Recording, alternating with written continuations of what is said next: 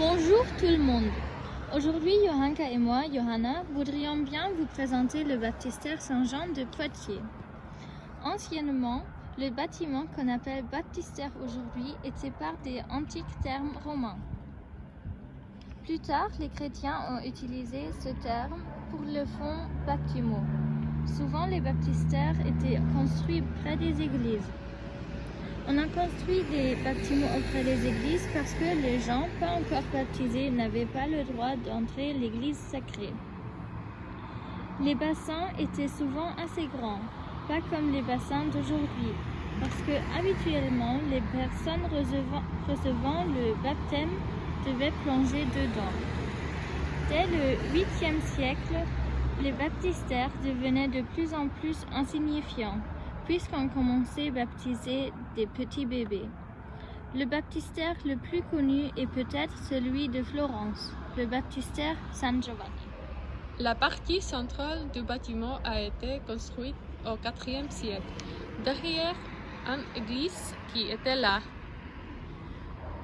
Le bâtiment se trouve sur des constructions romaines détruites dans le IIIe siècle, qu'elles sont visibles à travers la plancher en verre à l'intérieur.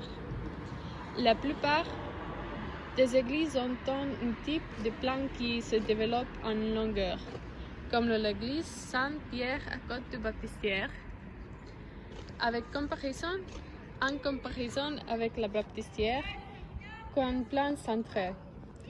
C'est différent parce que les cérémonies qui s'y faisaient sont différentes. Donc, elles avaient besoin d'espaces différents. La construction se compose de vestibules polygonales et d'espaces principaux carrés. Il y avait deux sacristies qui étaient des chambres de préparation pour le baptême.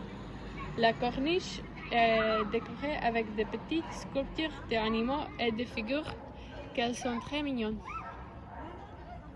On continue avec la description de l'intérieur. La structure ne ressemble pas aux autres baptistères car il n'est pas construit de plan circulaire.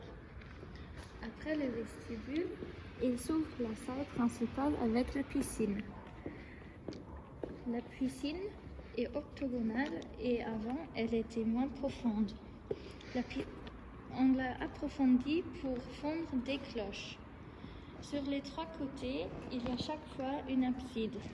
Les absides de côté gauche et côté droit sont rondes. Par contre, l'abside principale n'est pas ronde mais polygonale. En bas, il y a des colonnes en marbre qui portent des chapiteaux à feuillage corinthien. Les colonnes étaient spoliées d'autres monuments anciens, ça veut dire qu'ils sont volés d'autre part. Les fresques sont originaires du XIe siècle. Ce qui est frappant, c'est qu'il y a deux représentations du Christ. Probablement, les peintures viennent de différents siècles. Dans quelques lieux, on peut très bien voir qu'il y a deux niveaux de peinture. C'est parce qu'on a rependu les fresques quand on ne les trouvait plus à la mode dans le XIIIe siècle.